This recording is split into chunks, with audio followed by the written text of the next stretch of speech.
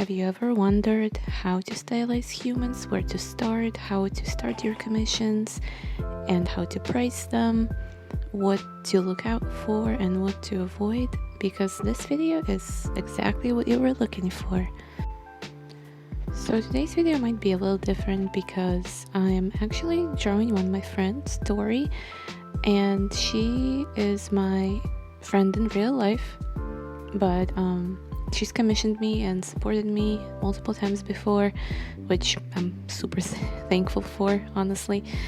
And it's been fun drawing her, and she actually was the one who requested this video for me to actually talk about how I approach commissions and how I start, and maybe it's gonna be useful for some of you. I feel like every artist at some point in their life is starting to question whether or not they want to kind of make a living or an additional income through commissions, and they don't know how to start, to which I say, just, go for it.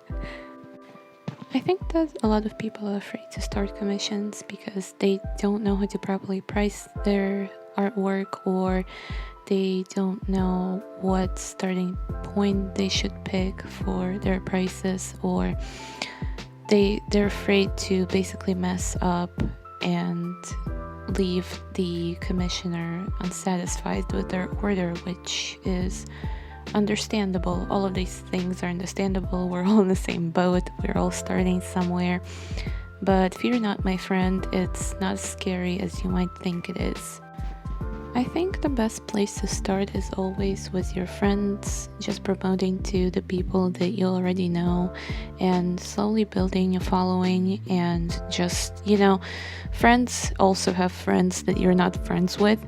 So, friend of a friend can also become your friend at some point, or at least a customer, which is amazing because if you build a really supportive and trusting community within that group of people, that's already a few customers, and then they can spread the word, they can share your artwork on social media if you need them to. All of these things contribute, and at first it is scary, but as time goes on, you become more confident because there are so many supportive people around you. Now, first thing I want to touch up on is actually stylizing and coming up with ideas for your commissions, because I think that's the hardest part. It's even harder than the pricing. I don't know how it is personally for other artists, but for me it is. It's the core of every commission, and that's how I approach it personally. So let's just say you got a commission from a friend or a friend of a friend, or just someone familiar person even. So honestly, where I start with, the first question I ask is, what reference images do you want me to use? What pose do you want me to put your character in, or be yourself if I'm drawing them? And what outfit do you want to go with that character, or what outfit do you want to see yourself in? Because I think those are the main focal points in every commission when you start, just to get a feel of a person, basically to try and navigate through their personality through three basic things. So reference images, pose, and outfit. It already can give you kind of a vibe that goes with that person, so it will be easier to figure out the ideas and to make thumbnails for the drawing that you're going to be working on. And honestly, if it's not a fictional character that they're requesting, it might be a bit hard trying to figure out how to stylize a real person. You can see there in the video, just not too long ago, I was struggling at, picking out what facial expression I wanted to give to Tori, because at first I was like, I wanted her to look sassy, but then I was like, she looks a bit too bitchy, kind of. So I just decided to go with kind of how I see Tori, which I usually see her as really nice and cute and kind, so I just decided to go for more softer. Wow, more softer. Okay. Anyways, I decided to go for softer features that kind of gave her that really innocent and nice look to her. And as you could see, I've been changing her facial features for quite a bit, like eyes and all that, because at first, I mean, I know who Tori looks like, so it's kind of like in my image library in my head. But if you're unfamiliar with a person, or even if you're familiar, I honestly highly recommend using reference. I personally use this image as a reference for her pose, and I didn't use a reference for her face. One thing that I can suggest to you guys is that you can find a reference image of a person's face, a selfie, or just like zoom in on the picture with someone else and like crop that person's face. That's not creepy at all if it's for art purposes, trust me. And just basically trace their features. I'm gonna demonstrate it on the screen. I'm just gonna insert the picture here, and basically it's gonna give you a feel of what shapes are present in the person's face. So for example, in my case with Tori, her face is kind of like oval shaped, but it's also it's really soft oval, kind of like more rounded one, and she has almond shaped big doe eyes, which are really pretty, by the way. Tori, your eyes are beautiful. And yeah, and she has a little bump on her nose. I usually draw noses pretty much the same, but yeah, I like if you draw people pretty much the same, it's good to include some differences from your style into kind of like stylization of a real human being.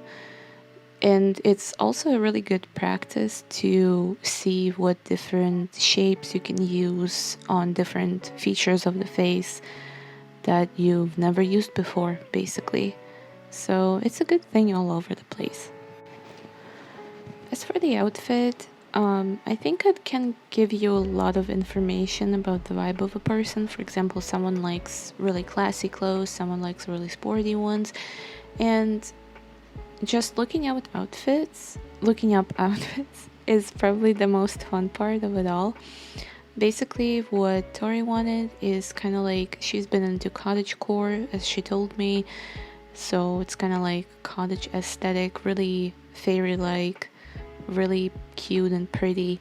So I've been looking up different styles and pairing them with chunky boots, and I really like drawing chunky boots, so that was a really nice win situation for me. But even if she didn't want them, I would still get excited about, whatever, because it's still practice, like getting out of your comfort zone and drawing something that you don't normally draw is always cool.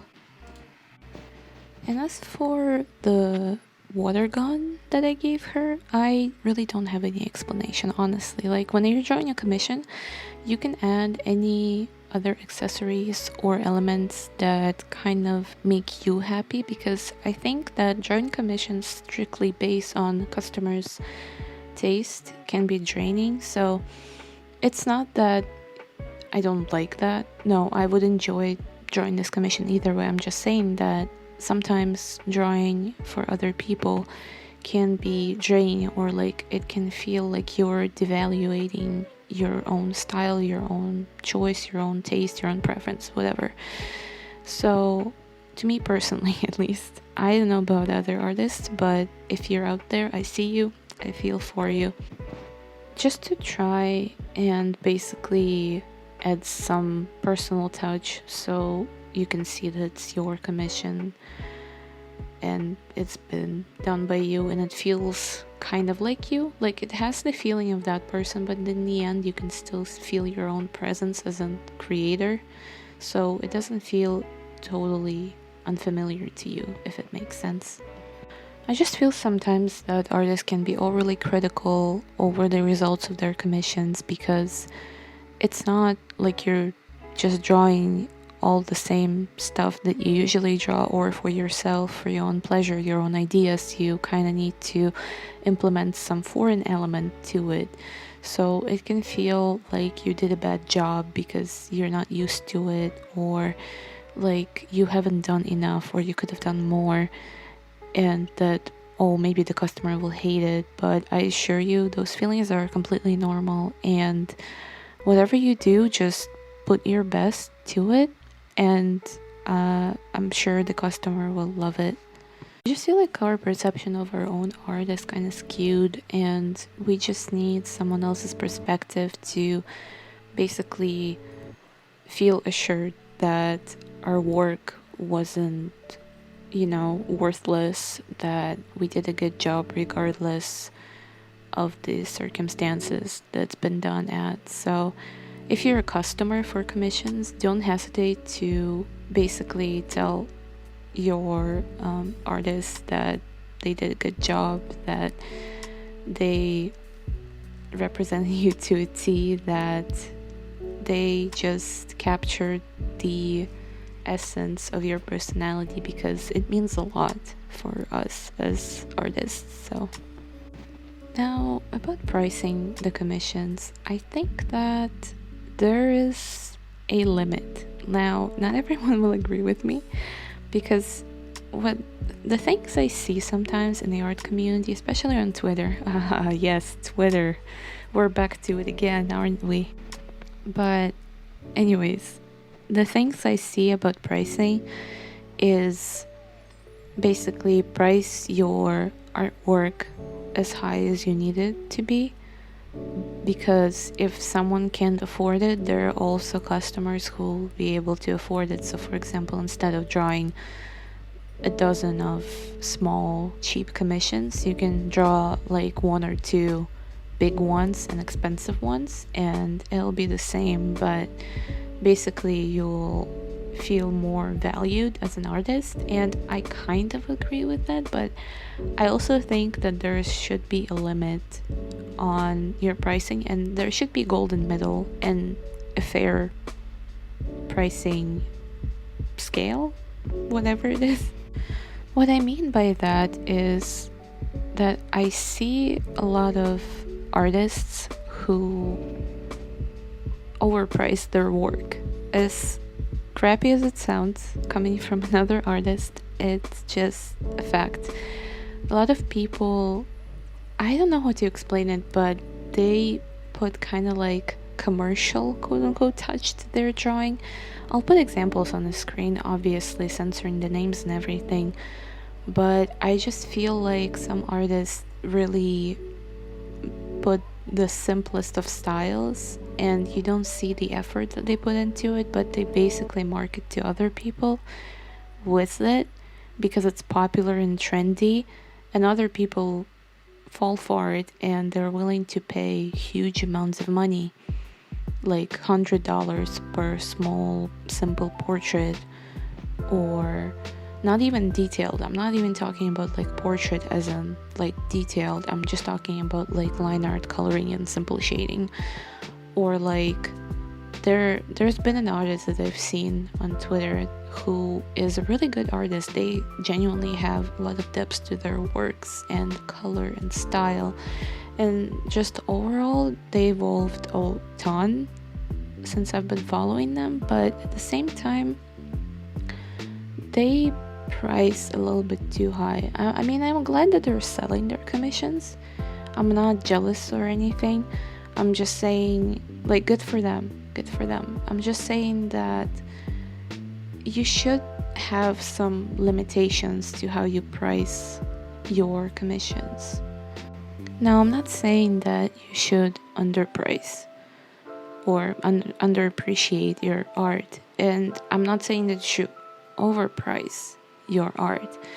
All I'm saying is you should find the golden middle. So the way I price my commissions, I'll put it up on the screen, is very simple. I usually draw in black and white. Well, recently I went back to black and white because, and more, graphic related stuff, because it's just more comfortable for me. It's my comfort zone. I genuinely feel happy when I just make simple pencil sketches or just like ink something and without any color and just like with shading and stuff. And I add a ton of details in small commissions and in large commissions, and maybe I underprice my art, but I think if you're starting out with commissions and you don't have a lot of following or you don't have a lot of recognition yet, or exposure I should say,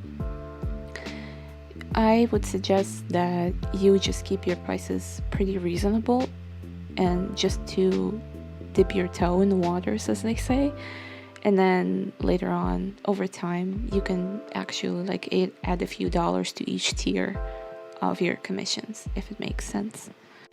And again, the problem that I have with generic art styles out there or people trying to be marketable to others is not that I don't want them to have money. No, obviously I'm happy that people are valuing their work and their time and effort, however much effort they put into it. But I just think that if there's a drawing that takes you 20 minutes or so and you take like $100 for it and it's not detailed, it doesn't have depth to it, I don't think you should be charging that much for it. It's just, in my brutally honest opinion, you should be charging like maximum of $30, I would say.